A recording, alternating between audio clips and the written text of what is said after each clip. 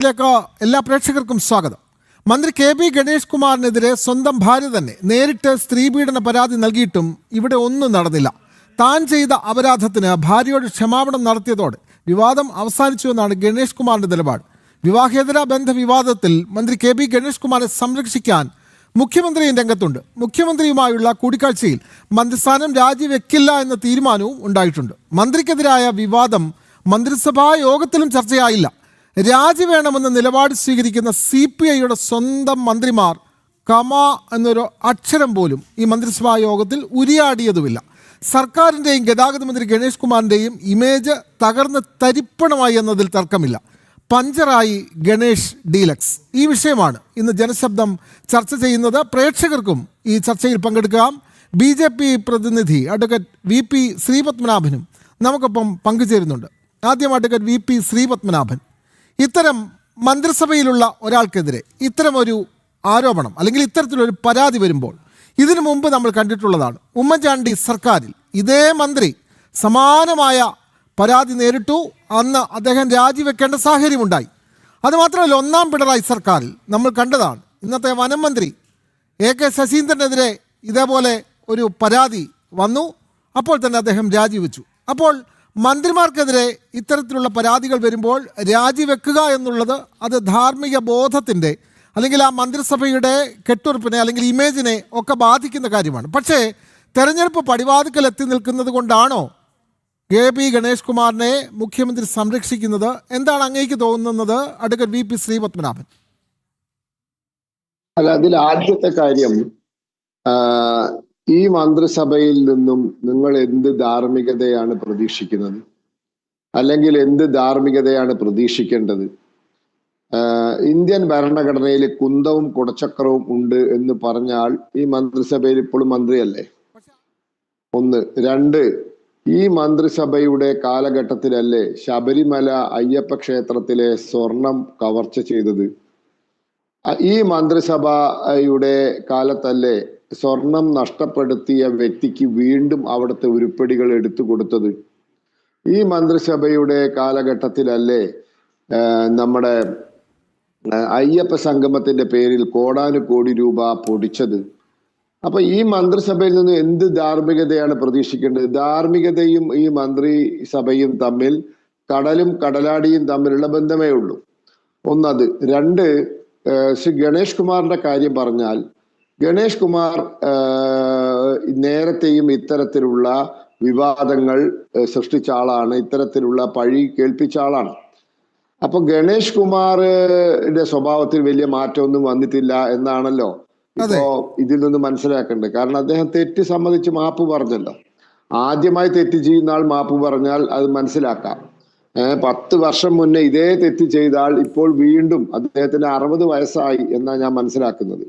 അതായത് VP ശ്രീപത്മനാഭൻ ഒരു കാര്യം പറഞ്ഞാൽ, പഴയ സിനിമ വീണ്ടും ഓടുന്നു, അതിലെ ചില താരങ്ങൾ മാത്രമേ മാറിയിട്ടുള്ളൂ എന്നുള്ളതാണ്. പ്രത്യേകിച്ചും ഗണേഷ് കുമാർ നടൻ കൂടിയാണല്ലോ.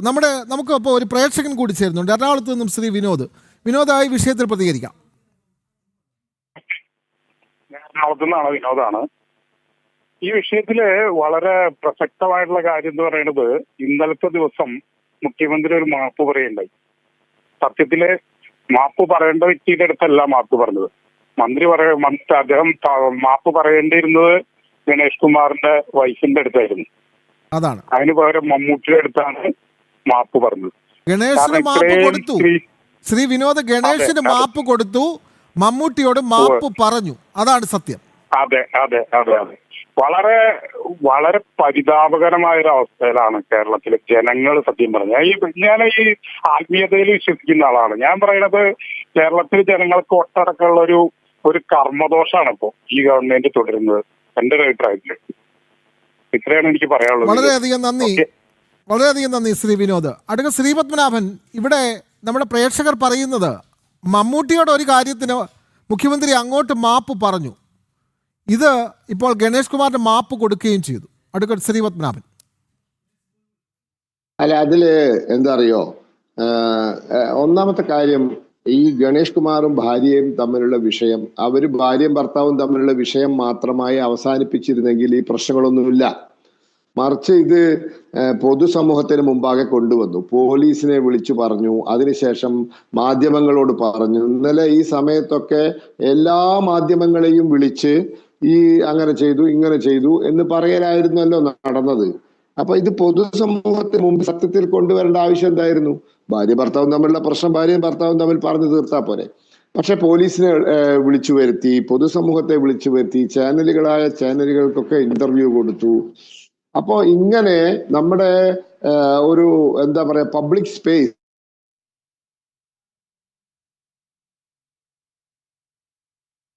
നമുക്ക് ശ്രീപത്മനാഭനിലേക്ക് വരണം. നമ്മൾക്കിപ്പോൾ ഒരു പ്രേക്ഷകൻ ചേരുന്നു അടൂരിൽ നിന്നും, ശ്രീ ജയചന്ദ്രൻ ഉണ്ണിത്താൻ. ശ്രീ ജയചന്ദ്രൻ ഉണ്ണിത്താൻ, നമ്മളിതൊക്കെ കാണുകയാണ്. ഇതേ മന്ത്രി ഉമ്മൻചാണ്ടി സർക്കാരിൽ സമാനമായ പരാതി നേരിട്ടു. ഉമ്മൻചാണ്ടി അന്ന് അദ്ദേഹത്തിൽ നിന്ന് രാജി എഴുതി വാങ്ങി, രാജിവെക്കേണ്ടി വന്നു. പിന്നീട് അദ്ദേഹത്തെ മന്ത്രിയാക്കിയതുമില്ല. അതിൻ്റെ വിരോധം മൂലമാണ് സോളാർ കേസ് വന്നത് എന്നൊക്കെ പറയുന്നു. ഇപ്പോൾ ഇതേ സംഭവം അന്ന് പ്രതിപക്ഷം പറഞ്ഞത്, അന്ന് പ്രതിപക്ഷത്തായിരുന്നു CPM, അന്ന് പറഞ്ഞത് മുഖ്യമന്ത്രിക്ക് നൽകിയ പരാതി എന്തുകൊണ്ട് പരിശോധിക്കുന്നില്ല എന്നൊക്കെയാണ് പറഞ്ഞത്. അങ്ങനെ പറഞ്ഞ ആളാണ് ഇന്ന് മുഖ്യമന്ത്രി. ആ മുഖ്യമന്ത്രിയുടെ മകളോടാണ് ഗണേഷ് കുമാറിൻ്റെ ഭാര്യ ആദ്യം പരാതി പറഞ്ഞത്. അതൊന്നും പരിഗണിച്ചില്ല. ഇപ്പോൾ എല്ലാം മാപ്പാക്കി, എല്ലാം ഗംഭീരമായി, ഇതെല്ലാം സൂപ്പർ ഫാസ്റ്റായിട്ട് മുന്നോട്ട് പോയിക്കൊണ്ടിരിക്കുകയാണ്, ഒരു കുഴപ്പവുമില്ലാതെ. ജയചന്ദ്രൻ ഉണ്ണിത്താൻ പ്രതികരിക്കാം. നമ്മൾ ഈ വിഷയത്തെ സംബന്ധിച്ച് പ്രേക്ഷകർ ഏത് രീതിയിൽ പ്രതികരിച്ചാൽ പോലും ഈ രാഷ്ട്രീയ രംഗത്ത് വന്നിട്ടുള്ള ഈ മാലിന്യം പൂർണ്ണമായി നീക്കം ചെയ്യാൻ കഴിയുമെന്ന് തോന്നുന്നില്ല. പ്രധാനമായിട്ട് ഈ രാഷ്ട്രീയ നേതാക്കന്മാർക്ക് ഒരു ജനപ്രതിനിധി ആയി കഴിഞ്ഞാൽ ഇവർക്കൊക്കെ നൽകുന്ന സൗഭാഗ്യങ്ങൾ, പണമായാലും പ്രതാപമായാലും പദവിയായാലും, ഇതൊക്കെ കൊണ്ട് ഇവരെ സ്വയം അഹങ്കാരികളാക്കി മാറ്റുക. ഒരുതരം ധിക്കാരവും നിഷേധവും ജനങ്ങളോടുള്ള വെറുപ്പാണ് ഇവരുടെയൊക്കെ വാക്കുകളിൽ നിന്ന് മനസ്സിലാകുന്നത്. അത് ഗണേഷ് കുമാറിന്റെ ഇത് ആദ്യത്തെ അനുഭവമല്ല. ഗണേഷ് കുമാർ ആയാലും ശരി, MM മണി ആയാലും ശരി, സജി ചെറിയാനായാലും AK ബാലനായാലും ഇവരുടെയൊക്കെ മുദ്ര എന്ന് പറയുന്നത് ഒരുതരം ധിക്കാരമാണ്. അപ്പൊ പാർട്ടിക്ക് ഇത്തരത്തിലുള്ള ആളുകൾ നിർബന്ധമായി മുന്നണിക്ക് വേണം. ഈ മുന്നണി സംവിധാനം തന്നെ കേരളത്തിന് ഭയങ്കര അപകടമാണ്. ഏതെങ്കിലും 4 പേരെ സംഘടിപ്പിച്ചുകൊണ്ട് ആളില്ലാ പാർട്ടികൾ ഉണ്ടാക്കി ഏതെങ്കിലും ഒരു മുന്നണി കടന്നുകൂടി ഒരു സീറ്റ് തട്ടിക്കൂട്ടി എടുത്തു കഴിഞ്ഞാൽ അവർക്ക് മന്ത്രിസ്ഥാനമാണ്. പിന്നെ സർവ്വ സൗഭാഗ്യങ്ങൾ അനുഭവിക്കാൻ ബോർഡായി, കോർപ്പറേഷനായി ഈ അഹങ്കാര മനോഭാവം മാറണമെന്നുണ്ടെങ്കിൽ കേരളത്തിലെ മുന്നണി സംവിധാനം മാറുക മാത്രമല്ല, ഇവർക്ക് ഇന്ന് കിട്ടുന്ന ആനുകൂല്യങ്ങൾ പകുതിക്ക് വെട്ടിക്കുറയ്ക്കാൻ കഴിയുമോ എന്ന് ആലോചിക്കണം. നമ്മൾ പണ്ട് പറയാറുണ്ട്, ഈ കിട്ടുന്ന പണം കുറയുമ്പോഴാണ് ഇവർ മറ്റു മാർഗങ്ങളിലൂടെ ധനം ആർജിക്കുന്നതെന്ന്. പക്ഷെ ഇതല്ല. ഇത് കോടാനുകോടി രൂപ കമ്മീഷൻ ഇനത്തിൽ ഇവരെല്ലാം ഉണ്ടാക്കുകയും ചെയ്യുന്നുണ്ട്. അതോടൊപ്പം തന്നെ ഇവർ സർവ്വ സൗഭാഗ്യങ്ങൾ ഒരു എളിമയും ഒരു ജനപ്രതിനിധിക്കും ഇല്ല എന്നുള്ളതാണ് ഇന്നത്തെ ഒരു അവസ്ഥ. മുന്നണി സംവിധാനം അപകടമാണ്. അതെ, ഇന്നത്തെ മുന്നണി സംവിധാനത്തിന്റെ അപകടമാണ്. അതുകൊണ്ടാണല്ലോ ഉമ്മൻചാണ്ടി സർക്കാരിലിരുന്ന അതേ മന്ത്രി, അതേ മുന്നണി നേരെ ഇപ്പോൾ ഇതേ മുന്നണിയിൽ വന്നു, മന്ത്രിയാകുന്നു, അതേ പരാതി വരുന്നു, രക്ഷപ്പെടുന്നു. വളരെയധികം നന്ദി ശ്രീ ജയചന്ദ്രൻ ഉണ്ണിത്താൻ. അടൂരിൽ നിന്നാണ് അദ്ദേഹം പ്രതികരിച്ചത്. ഇനിയിപ്പോൾ കോയമ്പത്തൂരിൽ നിന്നും ശ്രീ മോഹനൻ നമുക്കൊപ്പം ചേരുന്നു. ശ്രീ മോഹനൻ, പ്രതികരിക്കാം.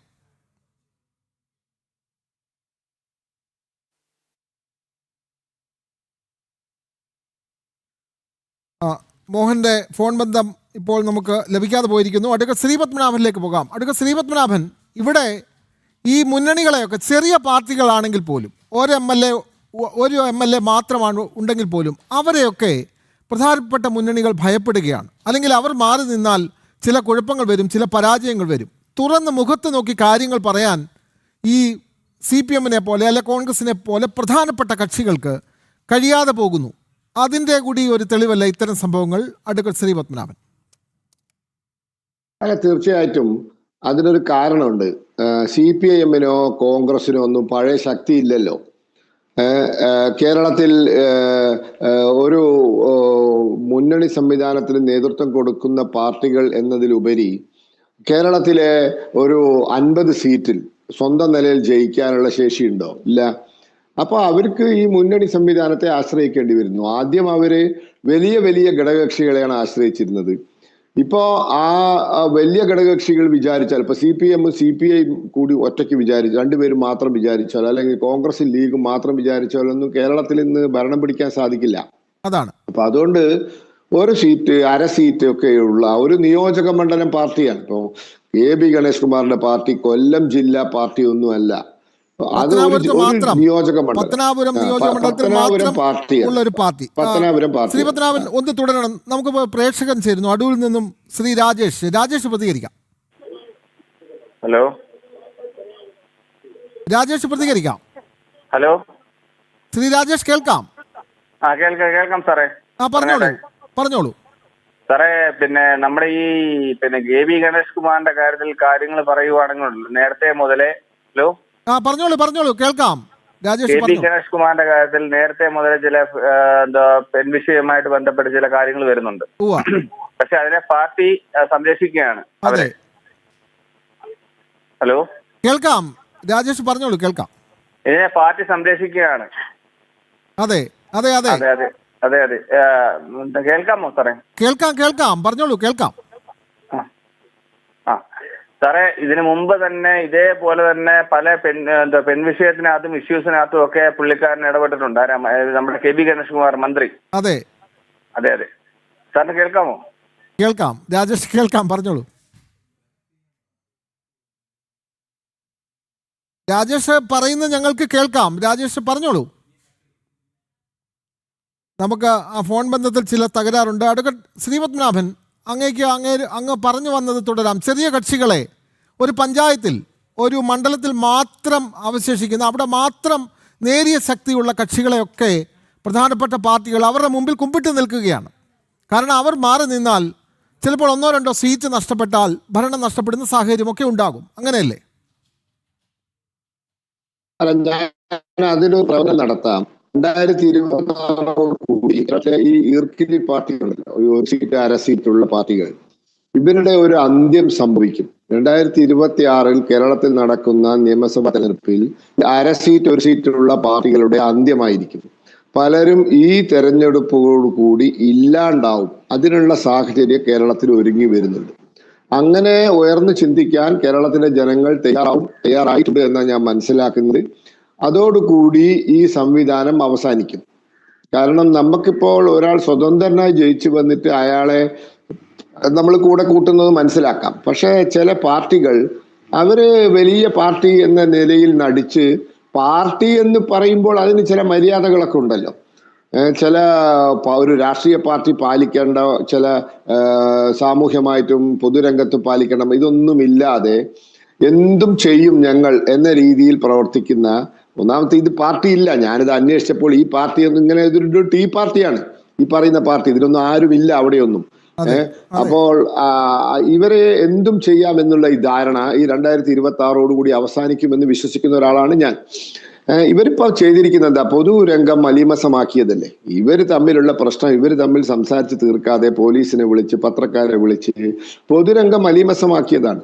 അപ്പൊ ഈ തരത്തിലുള്ള ആളുകളെയൊക്കെ ജനങ്ങൾ പൊതുരംഗത്തുനിന്ന് മാറ്റി നിർത്തും. നല്ല പരാജയം കൊടുത്ത് തെരഞ്ഞെടുപ്പിൽ നന്നായി തോൽപ്പിച്ച് മാറ്റി നിർത്തും ഈ തെരഞ്ഞെടുപ്പിൽ വിശ്വസിക്കുന്ന ആളാണ് ഞാൻ. പത്തനാപുരത്ത് ഉള്ള ആളുകളാണ് അക്കാര്യത്തിൽ ഒരു തീരുമാനം. എന്തായാലും നിയമസഭാ തെരഞ്ഞെടുപ്പ് പടിവാതിക്കൽ എത്തി നിൽക്കുന്നു. അദ്ദേഹം തന്നെയാണ് സ്ഥാനാർത്ഥി എന്ന് പ്രഖ്യാപിക്കുകയും ചെയ്തിട്ടുണ്ട്. അപ്പോൾ പത്തനാപുരത്തെ ആളുകളാണ് അക്കാര്യം തീരുമാനിക്കേണ്ടത്. ബാംഗ്ലൂരിൽ നിന്നും ശ്രീ കിഷോർ ചേരുന്നു. കിഷോർ, ഈ വിഷയത്തിൽ പ്രതികരിക്കാം. ഹലോ, പറഞ്ഞോളൂ. അതെ, എനിക്ക് പറയാനുള്ളത്, ഇപ്പോ കമ്മ്യൂണിസ്റ്റ് പാർട്ടിയെ സംബന്ധിച്ച് എതിരാളികളെ ആക്ച്വലി ഈ ഒന്നുകിൽ അവരുടെ വ്യക്തിപരമായിട്ട് ആൾക്കാരെ സമൂഹത്തിൽ എങ്ങനെ താഴ്ത്തി കാണിക്കുക, അല്ലെങ്കിൽ ഈ പെണ്ണ് വിഷയം, ഇതാണ് അവരുടെ മെയിൻ ആയിട്ടുള്ള ഒരു ആയുധം. അതിപ്പോ കാലത്തിന്റെ കാവ്യനീതി എന്നൊക്കെ പറയുന്ന പോലെ തിരിച്ച് ഗണേഷ് കുമാറിന് തന്നെ ഒരു വന്നിരിക്കുന്ന സ്ഥിതിയാണ്. പക്ഷെ എന്തുകൊണ്ടും നമുക്ക് സമൂഹത്തിന് നിങ്ങൾക്ക് എക്സ്പെക്ട് ചെയ്യേണ്ട, യു കാണ്ട് expect any response from basically like അതാണ് കണ്ടുവന്നിട്ടുള്ളതും. പക്ഷെ ഇലക്ഷനെ അടുക്കുന്ന സാഹചര്യത്തിൽ എന്തുകൊണ്ടും പാർട്ടിക്ക് പുള്ളിയെ നിലനിർത്തിയേ പറ്റത്തുള്ളൂ. കാരണം ഈവൻ ഇഫ് ഇപ്പൊ പാർട്ടിയിലാണെങ്കിലും ഒരുപാട് അലയൻസസ് പുള്ളിക്ക് അഗെയിൻസ്റ്റ് വന്നിട്ടുണ്ടെങ്കിലും പാർട്ടി സംരക്ഷിച്ച് പുള്ളി ജയിക്കുകയും ചെയ്തിട്ടുണ്ട്. സോ ജനപിന്തുണ പുള്ളി കിട്ടും. സോ ഈ പുള്ളിയെ എങ്ങനെയെങ്കിലും സംരക്ഷിക്കുക എന്നത് കമ്മ്യൂണിസ്റ്റ് പാർട്ടിയുടെ ഒരു അത്യാവശ്യമാണ്. അതെ, അധികാരത്തിന് വേണ്ടി ഇങ്ങനെയുള്ള ആളുകളെ സംരക്ഷിക്കേണ്ടത് കമ്മ്യൂണിസ്റ്റ് പാർട്ടിയുടെ ഒരു അത്യാവശ്യ ഘടകമാണ്. അതുകൊണ്ടാണ് ഇങ്ങനെയൊക്കെ സംഭവിക്കുന്നത് എന്നാണ് കിഷോർ ബാംഗ്ലൂരിൽ നിന്നും പറയുന്നത്. വടകരയിൽ നിന്നും ശ്രീ ബാലകൃഷ്ണൻ ചേരുന്നു. ശ്രീ ബാലകൃഷ്ണൻ, നമ്മുടെ രാഷ്ട്രീയ രംഗം ആകെ മലീമസമായിരിക്കുന്നു. അത് ഇടതു മുന്നണിയായാലും വലതു മുന്നണിയായാലും അവസ്ഥയിലൊന്നും മാറ്റമില്ല. കഴിഞ്ഞ ഉമ്മൻചാണ്ടി സർക്കാരിലെ അതേ മന്ത്രി അതേ ആക്ഷേപത്തിന് വിധേയമാകുകയാണ് ഇത്തവണയും. നമസ്കാരം. ഇതിപ്പം വേറെ വലതു മുന്നണിയോ വേറെ ഏതെങ്കിലും രാഷ്ട്രീയ പാർട്ടിയോ അധികാരത്തിലുണ്ടെങ്കിൽ അവരുണ്ടല്ലോ ശബരിമലയൊക്കെ കൊള്ളയടിച്ചിരിക്കുക. ഇപ്പൊ മൊത്തം അവര് ഉണ്ടായിരുന്നെങ്കിൽ വേറെ ഏത് പാർട്ടി ആയിരുന്നെങ്കിൽ ഇവിടെ കംപ്ലീറ്റ് നാട്ടിൽ ലഹള ഉണ്ടാക്കി അവർ ഭരണത്തിനെ മറച്ചിടും, ഉറപ്പാ. അതെ, അതാണ് അവരെ പരിപാടി. അവർ മറച്ചിടും, എങ്ങനെയെങ്കിലും മറച്ചിടും. വെടിവെച്ചിട്ടോ വെട്ടിച്ചിട്ടോ ലഹള ഉണ്ടാക്കി അവർ മറച്ചിടും. അങ്ങനെയാണുള്ള സ്ഥിതി. എല്ലാവർക്കും അറിയാം. ഇവിടെ മുമ്പ് തന്നെ എല്ലാ കല്യാണ മണ്ഡപത്തിനൊക്കെ അടി ഉണ്ടാക്കിയിട്ടൊക്കെയാണ് അവർ ഇവിടെ ഭരിച്ചുകൊണ്ടിരിക്കുന്നത്. കല്യാണ മണ്ഡപത്തിന് പാർട്ടി ഫണ്ട് പിരിവ്, അങ്ങനെ പല പ്രശ്നം. ഇത് ജനങ്ങളൊന്നും തിരിച്ചറിയല്ലോ ഒരു കാലത്ത്. ജനങ്ങൾ ഇതൊക്കെ തിരിച്ചറിയാനുള്ള കാലമായിരിക്കുന്നു. കാരണം അവർക്ക് ജനഹിതം അവർക്ക് നൽകാൻ നിയമസഭാ തെരഞ്ഞെടുപ്പ് ഇങ്ങ് വന്ന് നിൽക്കുമ്പോഴാണ് ഇവരുടെയൊക്കെ യഥാർത്ഥ മുഖം വെളിപ്പെടുന്നത്. ശ്രീ ബാലകൃഷ്ണൻ, വളരെയധികം നന്ദി. ചവറയിൽ നിന്നും ശ്രീ സുമേഷ് കുമാർ ചേരുന്നു. ശ്രീ സുമേഷ് കുമാർ, ചവറ എന്ന് പറയുമ്പോൾ കൊല്ലം ജില്ലയിൽ ഉൾപ്പെടുന്ന പ്രദേശമാണ്. നിങ്ങളുടെ ജില്ലയിൽ നിന്നുള്ള ഒരു മന്ത്രിയാണ്. ഇങ്ങനെ ഇടത് വലത് മുന്നണിയിലൊക്കെ മന്ത്രിയാകും, കറങ്ങിത്തിരിഞ്ഞെല്ലാം മന്ത്രിയാകും. മന്ത്രിയായി കഴിഞ്ഞാൽ സമാനമായ ആക്ഷേപങ്ങൾക്ക് വിധേയമാകുകയാണ് ഈ മന്ത്രി. ജില്ലയിൽ പറഞ്ഞോളൂ. നാണക്കേടാണ് സാർ. കൊല്ലം ജില്ലയ്ക്ക് തന്നെ അപമാനമാണ് ഈ മന്ത്രി. അതാണ്, കൊല്ലം ജില്ലയ്ക്ക് തന്നെ അപമാനമാണ് ഈ മന്ത്രി. പക്ഷെ പത്തനാപുരത്തുകാർക്ക് തോന്നണ്ടേ? അത് തോന്നിക്കോളൂ സാർ. ഇത്തവണ പത്തനാപുരത്തുകാർ വീട്ടിലിരുത്തു, ഒരു തർക്കവും വേണ്ട.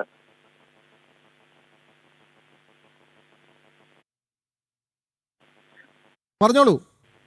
ഈ പത്തനാപുരത്തുകാർ ഇത്തവണ വീട്ടിലിരുത്തിയിരിക്കും സാർ. വിവേകവും വിവരവും ഉള്ള പത്തനാപുരത്തുകാർ ഇത്തവണ ഗണേഷ് കുമാറിനെ വീട്ടിലിരുത്തിയിരിക്കും, അത് ഉറപ്പാണ്.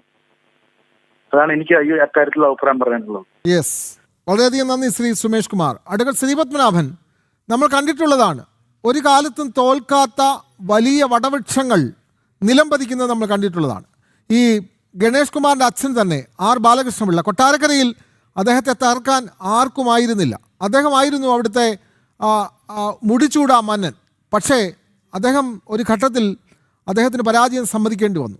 അപ്പോൾ ജനങ്ങൾ തീരുമാനിച്ചാൽ ഏത് കൊലകൊമ്പനെയും മുട്ടുകുത്തിക്കാൻ പറ്റും. അപ്പോൾ ഗണേഷ് കുമാർ പറയുന്നു ജനങ്ങൾക്കൊപ്പമാണ് ഞാൻ, അവിടുത്തെ ജനങ്ങൾ എനിക്കൊപ്പമാണ്, അതുകൊണ്ട് തെരഞ്ഞെടുപ്പിൽ എനിക്ക് ഭൂരിപക്ഷം വർദ്ധിക്കുകയുള്ളൂ എന്നൊക്കെയാണ് അദ്ദേഹം പറയുന്നത്. ശ്രീപത്മനാഭൻ, അല്ല, നമ്മളിപ്പോൾ മനസ്സിലാക്കേണ്ട ഒരു കാര്യം, ഇന്ത്യയില് വലിയ വലിയ എന്താ പറയാ നേതാക്കന്മാർ, അതായത് അത് പ്രഗത്ഭന്മാർ, ഇപ്പൊ ഇന്ദിരാഗാന്ധി ഉൾപ്പെടെയുള്ള ആളുകൾ തെരഞ്ഞെടുപ്പിൽ തോറ്റ് എന്താ പറയാ വലിയ രാഷ്ട്രീയ തിരിച്ചടി നേരിട്ട ഒരു രാജ്യമാണ്. ഇപ്പോ മാത്രവുമല്ല, ചില സംസ്ഥാനങ്ങൾ ഒക്കെ തന്റെ കൈപ്പിടിയിൽ ഒതുക്കി ആ സംസ്ഥാനത്തെ എല്ലാ കാര്യവും തീരുമാനിച്ചിരുന്ന ആൾക്കാർ ആ സംസ്ഥാന രാഷ്ട്രീയത്തിൽ ഒന്നുമല്ലാതാവുന്നതും നമ്മൾ കണ്ടിട്ടുണ്ട്. ഇപ്പോൾ വേണമെങ്കിൽ മഹാരാഷ്ട്രയിലെ ഉദാഹരണം പറയാം. അദ്ദേഹം വ്യക്തിപരമായിട്ടൊക്കെ നല്ല ആളാണ്, പക്ഷെ ഇന്ന് അദ്ദേഹത്തിന്റെ കയ്യിൽ ഒന്നുമില്ല. ഇപ്പൊ ശരത് പവാർ ഒന്നുമല്ലാതായി, അദ്ദേഹത്തിന്റെ പാർട്ടി പിളർന്നുപോയി. അദ്ദേഹത്തിന്റെ പാർട്ടിക്ക് 10-12 സീറ്റാണ് നിയമസഭയിൽ കിട്ടിയത്. അപ്പോൾ അങ്ങനത്തെ മഹാരഥന്മാർ അവരൊന്നും ഈ ഗണത്തിൽ പെടുത്താവുന്ന ആൾക്കാരല്ല, ഒക്കെ വ്യക്തിശുദ്ധിയുള്ള ആൾക്കാരാണ്. എങ്കിലും ഞാൻ പറയാണ്, രാഷ്ട്രീയത്തിൽ അത്രയൊക്കെ ഉള്ളൂ. ജനങ്ങൾ വിചാരിച്ചാൽ ഒന്നുമല്ലാതാകും. പക്ഷെ പലപ്പോഴും ഇത് മനസ്സിലാക്കാനുള്ള ബുദ്ധി നമ്മുടെ രാഷ്ട്രീയക്കാർക്ക് ഇല്ല എന്നുള്ളതാണ്. കേരളത്തിലെ ജനങ്ങൾ ആ കാര്യത്തിൽ നമ്മളിപ്പോ കുറ്റം പറയുന്ന വടക്കേന്ത്യക്കാരെക്കാട്ടൊക്കെ ലേശം പിറകിലാണ്. അവർക്ക് ചെറിയ തോതിലുള്ള രാഷ്ട്രീയ അടിമത്തമുണ്ട്. അത് വടക്കേന്ത്യയിൽ നമുക്കത് കാണില്ല. കാരണം ഇത്തവണ ജയിച്ച ആൾ അടുത്ത തവണ 4ാം സ്ഥാനത്തായിരിക്കും. അപ്പൊ അവര് ദേഷ്യം വന്നു കഴിഞ്ഞാൽ അവര് കൈകാര്യം ചെയ്തു വിടും ബാലറ്റ് പേപ്പറിലൂടെ. ആ രീതിയിലുള്ള പ്രതികരണ ശേഷി കേരളത്തിലെ ജനങ്ങൾക്ക് ഉണ്ടാവണം. മര്യാദകൾ ലംഘിച്ച് പ്രവർത്തിക്കുന്ന ആൾ ആരായാലും, അയാൾ ഏത് പാർട്ടിക്കാരനാണെങ്കിലും, ബാലറ്റ് പേപ്പറിലൂടെ കൈകാര്യം ചെയ്യാനുള്ള ഒരു പക്വത, രാഷ്ട്രീയ പക്വത കേരളത്തിലെ ജനങ്ങൾ കാണിക്കണമെന്നുള്ള. അതെ, കേരളത്തിലെ ജനങ്ങൾ അത്തരം പ്രതികരണങ്ങൾ നടത്തിയാൽ മാത്രമേ ഇതേ സമാന നിലയിലുള്ള രാഷ്ട്രീയക്കാരെ പാഠം പഠിപ്പിക്കാൻ കഴിയുകയുള്ളൂ. അത്തരം കാര്യങ്ങളിൽ വടക്കേ ഇന്ത്യ മാതൃക ആക്കേണ്ടതാണ്, അല്ലെങ്കിൽ ആക്കാവുന്നതാണ് എന്ന് അഡ്വക്കേറ്റ് ശ്രീപത്മനാഭൻ പറയും. നമുക്ക് ഇതേ വിഷയത്തിൽ മടങ്ങി വരണം ഒരു ചെറിയ ഇടവേളയ്ക്ക് ശേഷം.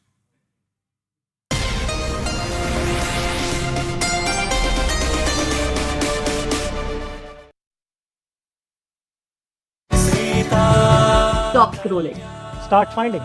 Your perfect match is on m4marry.com. ജീവിത പങ്കാളിയെ തിരഞ്ഞെടുക്കാൻ വിശ്വസ്ത പങ്കാളി ഇന്ന് തന്നെ ആപ്പ് ഡൗൺലോഡ് ചെയ്യൂ. മാളുവിയുടെ പല്ല് കാട്ടിച്ചിരിക്കുന്നതിന്റെ കാരണം മനസ്സിലായല്ലോ. Brush before bed with willy white tooth paste. കാരണം ടീത്ത് ഓക്കെ ആയാൽ smile double okay. Smile please. Did you smile today? എന്ത് വൃത്തിയാ